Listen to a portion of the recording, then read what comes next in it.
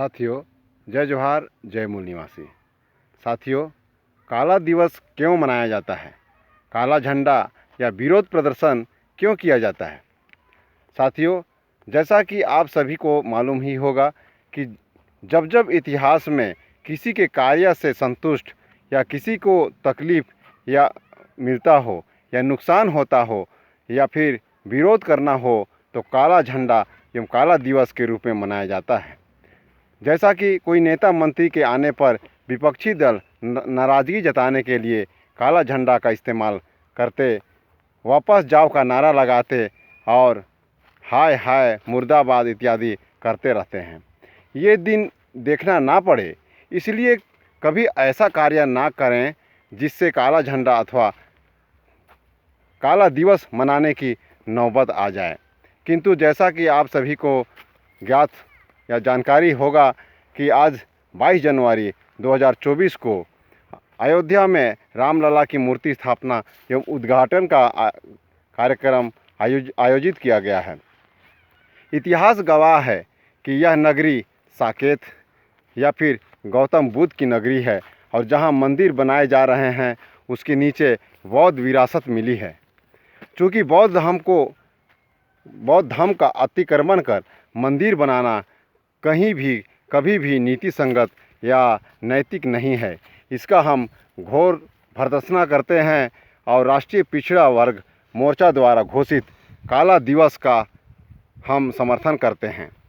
साथियों, दूसरी बात यह है कि भारतीय संविधान के प्रस्तावना के तहत भारत धर्मनिरपेक्ष देश है, जहां सभी धर्मों के लोग होते हुए भी विभिन्नता में एकता हमारी पहचान है। इसलिए भारत सरकार द्वारा किसी एक धर्म को मान्यता देना और उस पर सरकारी कोष से खर्च करना संविधान ही नहीं बल्कि सभी धर्मों के विरुद्ध है। इसका हम घोर भर्त्सना करते हैं। तीसरी बात यह है कि साथियों, हिंदू अथवा ब्राह्मण धर्म विषमताओं, वर्ण भेद, जाति भेद, छुआछूत, ऊंच नीच, भेदभाव, घृणा, द्वेष, अन्याय, अत्याचार, वध, प्रतिशोध, गुलाम एवं महिलाओं के दास्तान पर टिकी हुई है, जहां एक वर्ग या तत्सम उच्च जाति को छोड़ किसी की भला सोची नहीं जा सकती है। यह व्यवस्था मानव एवं मानव के खिलाफ है, जिसका हम घोर भर्त्सना करते हैं।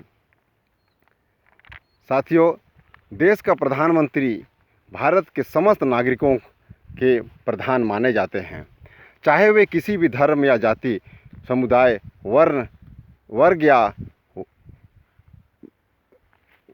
या धार्मिक व्यवस्था के हों।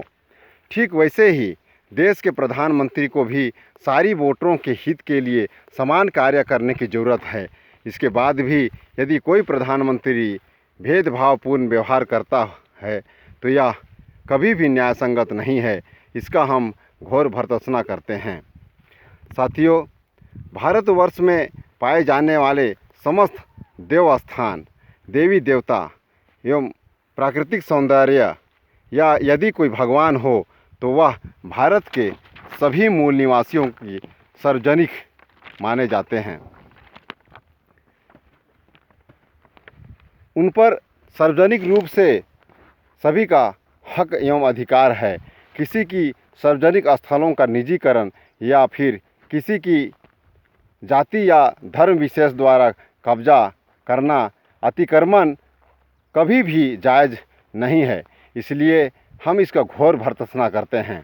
साथियों, छठी बात ये होना चाहिए कि जब संविधान के 25वें अनुच्छेद में सभी को धार्मिक स्वतंत्रता का अधिकार है, जिसके विरुद्ध में जाकर कार्य करना भारत के धर्मावलंबियों के साथ कुठाराघात है, जिसका हम घोर भर्त्सना करते हैं। सातवीं बात यह होना चाहिए कि यदि मंदिर का निर्माण किया ही जा रहा है तो भारत के सांस्कृतिक एवं धर्मस्व विभाग का दायित्व होना चाहिए कि मस्जिद, गिरजाघर, बौद्ध विहार एवं अन्य धार्मिक, सांस्कृतिक एवं प्राकृतिक धरोहरों को संरक्षित, सुशोभित किया जाना चाहिए। यदि सभी धर्मों के विरुद्ध जाकर केवल हिंदू राष्ट्र की उद्घोषणा तक या तर्कसंगत कभी नहीं हो सकता है, जिसका हम घोर भर्त्सना करते हैं। साथियों, भारत में सिंधु घाटी जैसी सभ्यता रही है। इसके अतिरिक्त जो भी धार्मिक विचारधाराएं हमारे देश में प्रवाहित हैं, वे सभी विदेशी माने जा सकते हैं और हिंदू, मुस्लिम, सिख, ईसाई में झगड़ा लगाना धर्म नहीं अधर्म है, जिसका हम घोर भर्त्सना करते हैं। साथियों, नवी बात यह है कि धर्म का आशय सिर्फ भलाई से ही है, जिसमें सभी मानव समाज के बीच भाईचारा, मेल प्रेम, दया, धर्म, सम्मान, मान सम्मान, सहयोग, विश्वास, भरोसा, इंसानियत, मानवता की भावना सृजित हो, जहां एक आदर्श समाज का निर्माण हो, जहां समाज धर्म के नाम पर राजनीतिक पार्टियों की भांति कई टुकड़ों में ना बंटे जाएं और आपस में दंगा फसाद, लड़ाई झगड़ा एवं आतंक का कारण ना बने।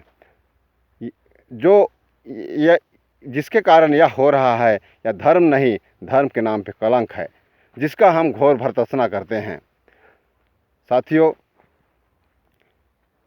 नवी बात यह है कि वर्तमान में भारत में समान, निःशुल्क एवं अनिवार्य शिक्षा एवं स्वास्थ्य की व्यवस्था अत्यंत जरूरी है, जहां से वकील, डॉक्टर, बैरिस्टर, वैज्ञानिक, इंजीनियर, IAS, IPS जैसे बुद्धिजीवी समाज का निर्माण करना संभव है, किंतु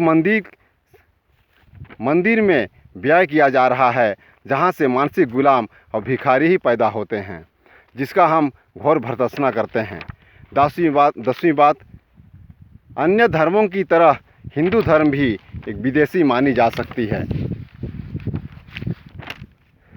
ये आर्यों द्वारा चलाई जा रही व्यवस्था है। इसका मतलब यह है 3.5% ब्राह्मण, बाकी 85% मूल निवासियों पर राज करे। इतना ही नहीं, यहाँ की परंपरागत धार्मिक प्रतिष्ठानों पर अतिक्रमण करे, उसको ध्वस्त करे और सारे मूल निवासी ST, SC, OBC जो माइनॉरिटी की मूल संस्कृति विरासत को लूटकर सभी हक अधिकारों से वंचित करना चाहते हैं, जिसका हम घोर भर्त्सना करते हैं। साथियों, 11वीं बात, भारत के मूल सभ्य संस्कृति को स्थापित किए बगैर हम अपने मूल को नहीं बचा सकते हैं।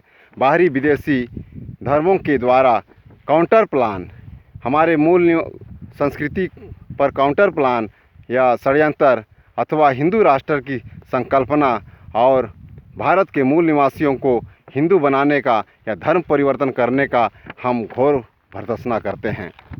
साथियों, 12वीं बात यह है कि हमें सुख शांति और समृद्धि लाना है, तो देश में शांति स्थापित करना है, तो समानता, न्याय, भाईचारा, एकता, अखंडता और धर्मनिरपेक्ष का मार्ग प्रशस्त करना होगा। जो भी धर्म इनके विरुद्ध कार्य करती है, उनका हम घोर भर्त्सना करते हैं। साथियों, जिस तरह 1 जनवरी को खरसवां गोलीकांड, जहां लगभग 30,000 आदिवासी शहीद हुए थे, जिसे काला दिवस के रूप में मनाया जाता है, ठीक वैसे ही ST, SC, OBC एवं माइनॉरिटी के करोड़ों लोगों के हक अधिकार 22 तारीख को दांव पर लगने वाली है, जो कि मृत्यु से कुछ कम नहीं है। इसलिए हम सभी अपील कर रहे हैं कि 22 जनवरी 2024 को काला दिवस के रूप में मनाया जाए। मेरे चैनल को सब्सक्राइब किया जाए और इस वीडियो को हमारे सभी प्राकृतिक धर्मियों के पास पहुंचाई जाए। इसी अपील के साथ मैं अपना वीडियो अंत करता हूं। सभी को जय मूल निवासी।